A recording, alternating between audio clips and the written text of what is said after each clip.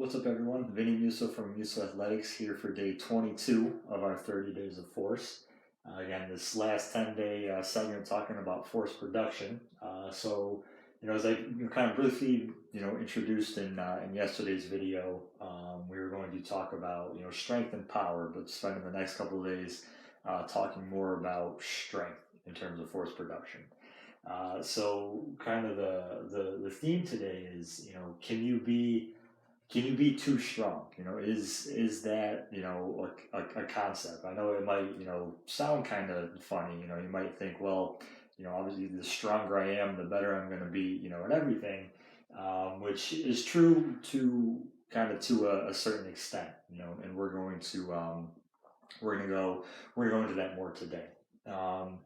So again, when in talking about strength and getting really strong, and by that I mean trying to get your weight up on a squat, get your weight up on a deadlift, get your weight up on a bench press, because that's a lot of three of the bigger lifts that everyone wants to get strong at. It's kind of like an ego thing for some people, but some people in the athletic world think, well, if I get really high weights on those, it means I'm really strong, and if I'm really strong, it means I'm a good athlete, and they justify it that way.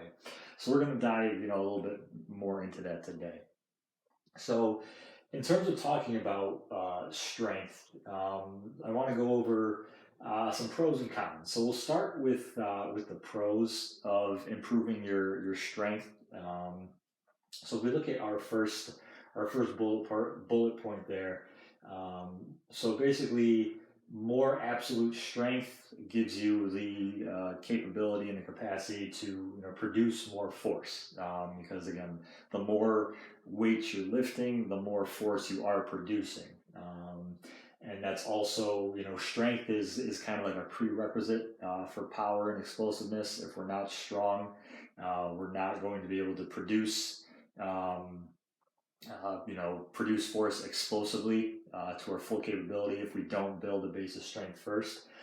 So kind of an easy way to think about that is, let's take two athletes, identical twins, say like they're clones of each other. So they weigh the same, their body proportions are exactly identical. They're essentially the same human being, but the one difference being that athlete A can squat 225 pounds, and athlete B can only squat 185 pounds. Okay, so again, all else being equal, the fact that first athlete A, can squat more than athlete B, that athlete has the greater potential to generate and produce force more explosively than athlete B. Obviously, it's more than that. It takes once we have that base of strength, we have to do exercises and teach technique and in terms of producing force explosively. But again, all else being equal, and the only difference being that one athlete can squat a little bit more than the second athlete, that first athlete has more potential to produce force explosively. Okay, so that's a positive in building strength. It gives you more of a capability of producing force explosively. So in absolute strength, I'm sorry if I didn't explain this, but absolute strength is basically just the sheer amount of weight someone can move. So that's just, again, if we're using that squat example, absolute strength is just trying to get that weight on the squat up and up as high as you can. Okay, so just the sheer amount of weight that you can move is a way to look at absolute strength. Okay, then we move on to another concept, the concept of relative strength. Similar to absolute strength, the more relative strength you have, the greater capability you have to produce force explosively. The difference between relative strength and absolute strength, where we talked about absolute strength being just the sheer amount of weight that you can move, relative strength can be viewed at, kind of a good way to look at it is human strength. So again, let's take two athletes again. Let's say athlete A and athlete B can both squat 225 pounds. Okay, so they can, their absolute strength is the same because they can both move 225 pounds. But let's say that athlete A is 185 pounds and athlete B is 225 pounds. Okay, so that first athlete that weighs 185 pounds has greater relative strength because they can move more weight in terms of their own body weight. So again, human strength is kind of a way that you can view that. Some people like to describe relative strength as kind of functional strength, but just similar to absolute strength, the more relative strength you have, or the more weight that you can move, in regards to your own body weight, the more relative strength you have, again, the more potential and capability you have to produce more force explosively. So relative strength is key as well. These next two are similar to kind of some of the isometric benefits that we talked about. We talked about how isometrics teach us to recruit more muscle fibers and to recruit them at a faster rate and more efficiently. We see the same benefit with working on our strength training as well. So again, we activate more muscle fibers again because the more weight we're trying to move, your body has to activate, reach out, and recruit more muscle fibers to move more weight. And in terms of rate coding, the body kind of knows that it's moving something heavy, so it kind of almost skips over the lower threshold muscle fibers that are kind of designed more for like lighter weight and more endurance type of work, and can really quickly and efficiently get to those higher threshold muscle fibers that are designed more for explosive power and moving heavier weight. So we kind of teach the body again to activate more of the higher threshold or the more explosive muscle fibers. So we can obviously see that if we learn how to do that, that's going to benefit us when we're trying to produce force quickly and explosively. So there's some of the pros. Again, we definitely do want to build a base of strength before we go into the more powerful movements where we're focusing kind of more on velocity and trying to generate force quickly. We do have to build up a base of strength, and working on your squat and your deadlift and your bench and getting those weights up definitely will benefit you to an extent. So now we move over and look at some cons. So there are some drawbacks of being super strong. The first one, if we see here, a change in muscle mechanics. So that's our first bullet point under cons. So anytime that we're working with heavy weights, so in terms of our strength reps, if we're building strength, we could really be anywhere from doing a 1 rep max, so 1 rep, up to around 6 reps. So anything from the 1 to the 6 rep range at a heavy weight is working on strength. Rep ranges in the more of the 8 to 12 reps is more for hypertrophy or muscle building. But whether we're working strength or hypertrophy, if we do that for an extended amount of time, we are going to get hypertrophy. Even with strength training, the muscle, you are going to build muscle if you're doing strength training consistently, and you're consistently progressively overloading, so you're moving more and more weight each time you work out, which can definitely be a good thing up to a certain point, because as we build muscle, we're actually changing kind of the mechanics of our muscle, and without getting too into the details, the sciencey part. But if you increase your muscle mass, you're changing your internal moment arm of your muscle, in terms of your muscle, moving your bones and moving your joints, and basically, to kind of simplify it, to a sentence that's kind of makes it easiest to understand. The more muscle mass you have, the harder your muscles have to work to move your bones in your joint over a certain amount of distance that would require less force if you had less muscle mass. So basically, the more muscle you build, you're changing the physics of how your muscles move your bones and your joints. You're changing the physics, and it's making your muscles have to work harder, which obviously, can, if we're trying to, produce force explosively and quickly, we don't want them to, we want to do it efficiently. So again, if we have too much muscle mass, that can be a drawback.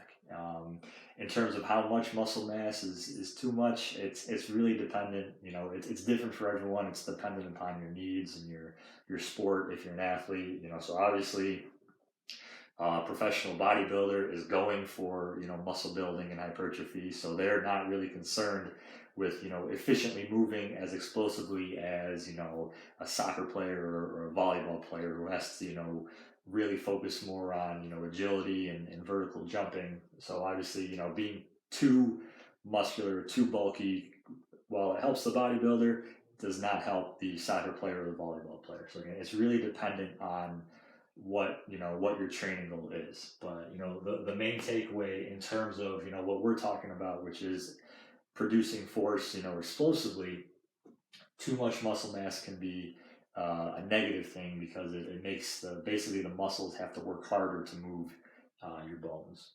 So that's one of our cons.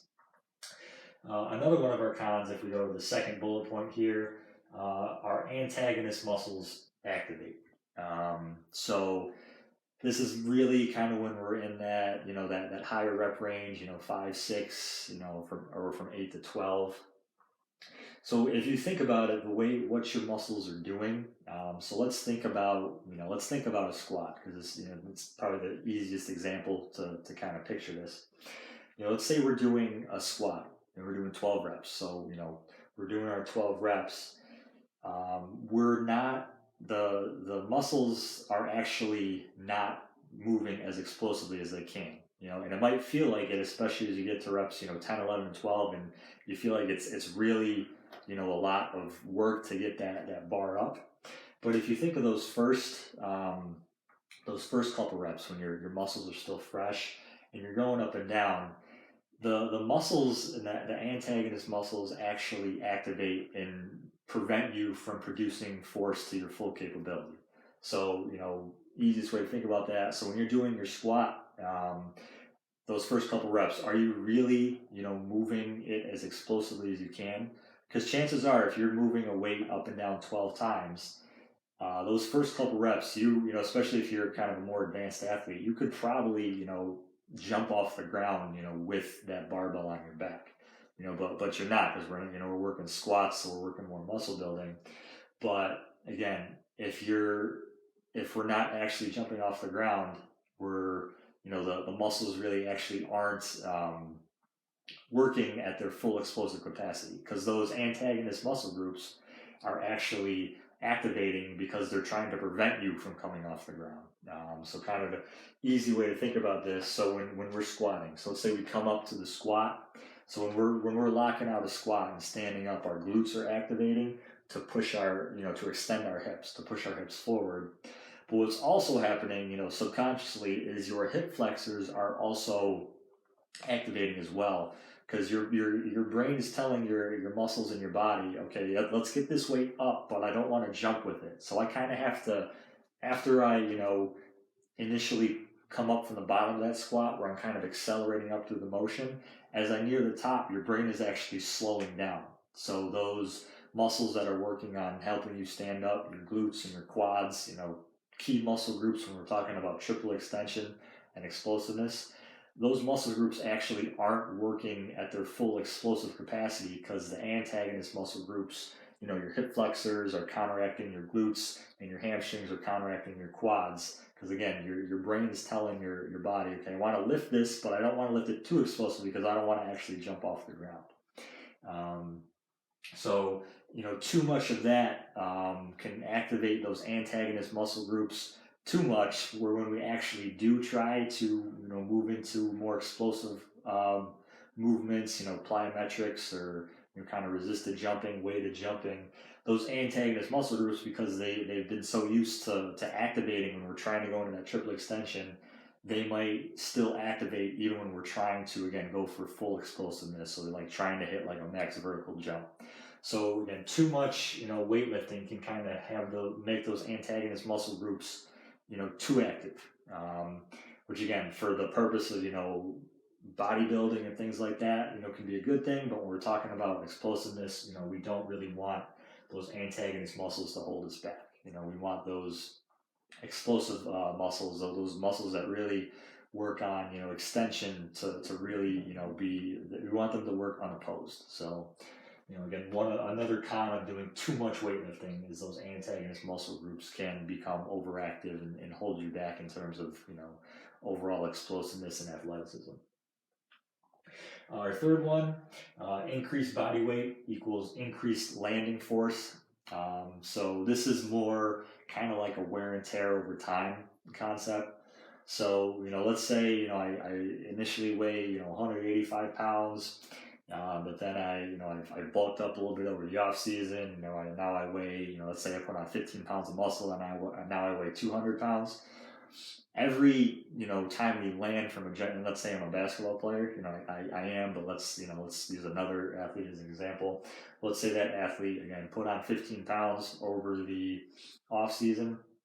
Now, every time they land, instead of landing, and absorbing 185 pounds, the body that they had before they put the weight on, now they have to absorb 200 pounds, and the actual number is higher because, we're accelerating as we go down, due to gravity pulling us down. But, I won't go into too much into the math there, but, all you have to know here is that, if we increase our body weight, we are, our body and our joints are going through more landing forces every time we land from a jump or every time we plant to cut and go a different way. Now, that's not necessarily a bad thing. If we train the right way and we are teaching our body to absorb force correctly, our body can handle that increase in weight as long as we do it, incrementally over time. But if we don't do it correctly and the body is just not used to landing with that 200-pound body weight instead of the 185 pounds, that's a recipe for, knee injuries, ankle injuries, not just in, the injury during a game, but down the line, arthritis, tendonitis, things like that. So if your body is not used to absorbing a higher body weight, over time, with just the repetitive nature of a lot of sports, that can spell, definitely an increased chance of injury, not only in your sport, but down the road, kind of after sports are over. And obviously, if we can go through life, decreasing our risk for tendonitis or arthritis, that's definitely a positive thing. We look at our last bullet point here in the cons section, different speeds. So this kind of goes and relates to what we've talked about, with rate of force development, talking about the quick ground contact times that we have to, absorb, redirect, and produce force. A lot of movements, if they're two-footed movements we've talked about, our ground contact times are around like 0.2 seconds. And if we're talking about single leg movements, sprinting and jumping off of 1 foot, it's closer to like 0.1 seconds. So we have, under a second to absorb, redirect, and produce force. So there's a lot going on in a very short amount of time. One of the cons with weightlifting is, we can, we can progressively overload our body and, teach us to move more and more weight to help us produce more and more force that way. But we're really not simulating, the speed with which we have to, generate force in an athletic event. So when we're talking about moving, again, back to our squat example, so when we're talking about squatting, especially if we're getting into the heavier weights in the lower rep ranges, so like 4, 5, 6 reps in a set, yes, we are moving a lot of weight, but it's probably taking us, 2, 3, or 4 seconds to get from the bottom to the top. So yes, we're producing a lot of force, but it's taking us a long time to produce that force. And as a basketball player or a volleyball player or a soccer player, when are you ever producing force, over one ground contact time of, 2, 3, or 4 seconds? It doesn't happen. So we're not really simulating game speeds and game movements. One area or one sport or a couple sports where this, can actually be beneficial is football and rugby players. You think of the nature of their sports. So think of linemen in football, or the line. I don't know what they're called in rugby. But the similar thing where it's two guys pushing on each other, trying to move each other back. Those movements kind of simulate more of what we do in the weight room. So those ground contact times are longer than 0.2 or 0.1 seconds, just because it's they're kind of producing forces. They're kind of in one space, or they're just moving a little bit.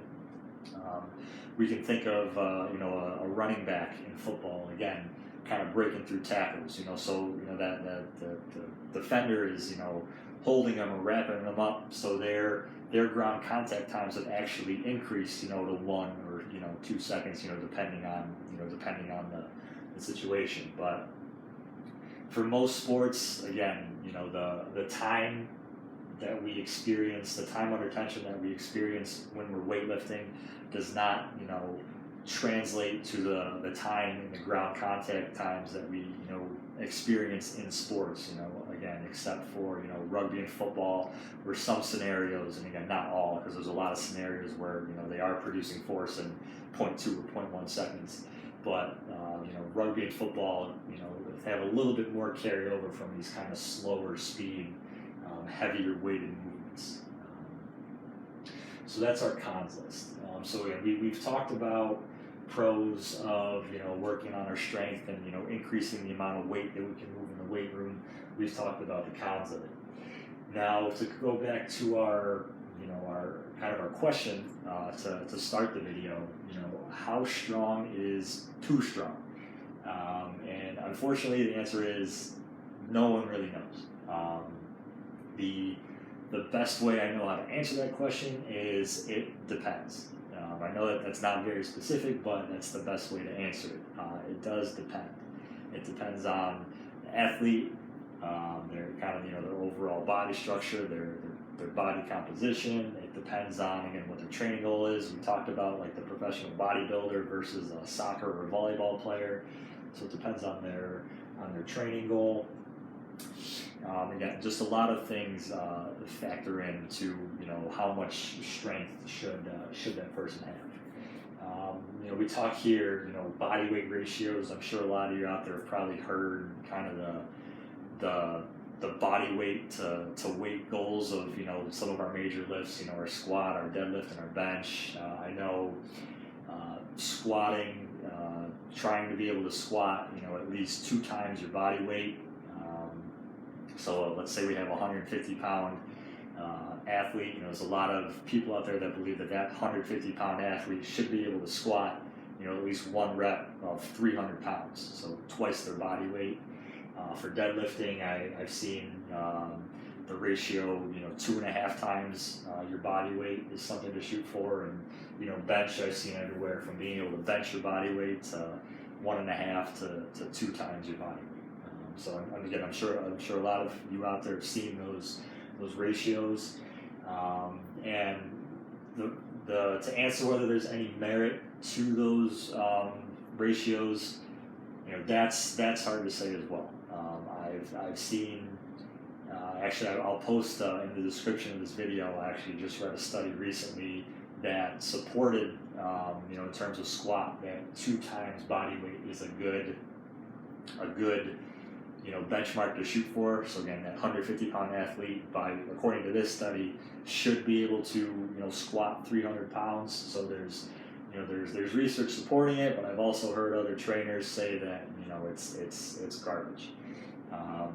But again, without getting too much into the science, and again, to get back to that first question, the best way to answer that is it depends, and you'll probably know. And what I mean by that is, let's say you're training yourself, you're going to know if you've hit the point where you've become too strong. So let's say before going into a weight training program or an athletic program, you felt your body felt pretty good. You felt kind of bouncy and springy. You just felt good. Nothing was hurting or anything. And then let's say you get to the part of your training program where you're working on strength, and you're like, okay, I'm going to see how much weight I can move.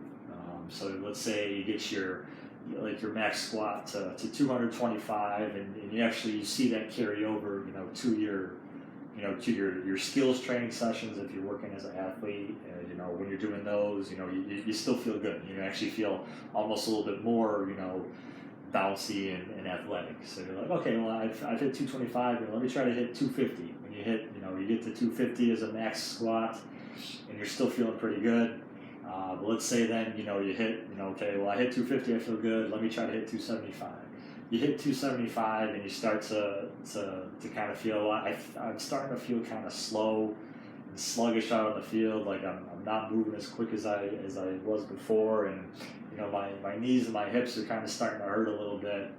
So if you get to a situation like that again, you've increased your strength progressively, and you felt good up to a point, but then you kind of hit that one point where you increase your strength almost a little too much, and a lot of these cons that we talked about are starting to take over, and outweigh the pros. So again, if you're training yourself, you'll know when you hit that point again where you start to feel a little bit more sluggish, a little bit slower out on the field. If you're an athlete, your body will probably start to hurt again, just because you're the increased amount of force and wear and tear that your body's experiencing, while landing, you're going to start to feel it. So if you hit that point, again, that example that we used, 275, 250 makes you feel really good, and 275, you're starting to feel kind of then it's really all about maintenance at that point. Once you hit that 250, it's not about trying to get to 275 or 300 for a max squat. It's about trying to keep yourself at that 250 pounds where you're kind of feeling your best. And again, if you're training yourself, you'll know. If you're in the strength and conditioning world and you're training somebody else, make sure that it's a constant conversation. It's a back and forth. Make sure you have this conversation. Ask them. If they hit, if you see that you're training them and they continue to increase the weight that they're using, make sure you're asking them, well, how are you feeling, in your sport? Because it's great if you're in the weight room and you're seeing your weights go up and up. That could definitely make you feel good. But if you are seeing that in the weight room, but you're seeing almost a negative carryover to the field or the athletic event that you're training for, that's a conversation that you have to have. And explain to that person, hey, I know you feel really good, getting those numbers up in the weight room, but it's not carrying over to the field. So we have to find that kind of that magic number, or that magic amount of strength that lets you perform the best on the field, because at the end of the day, that's what we're training for if we're working with athletes. Okay, so again, I know it's kind of a long-winded explanation, and like I said, there's no magic answer to how strong is too strong. The best way to answer that is it depends on the person you're working with, and it depends on their training goal, and it depends how their strength carries over to the field, or whatever it is that they're training for. Okay, so that will do it for today's video. Again, take a look down in the description for that article talking about our body weight ratios. If I don't get it up right away, I will within the next day or two. But that article will be down there. Take a look at that again, just to kind of, if you want to kind of look more into those body weight ratios, it talks a little bit about that. Make sure you like the video, subscribe to the channel, share the video, and if you haven't had a chance yet, go ahead and take a look at Amuso Athletics on Instagram for more content. Thanks a lot. We'll see you tomorrow.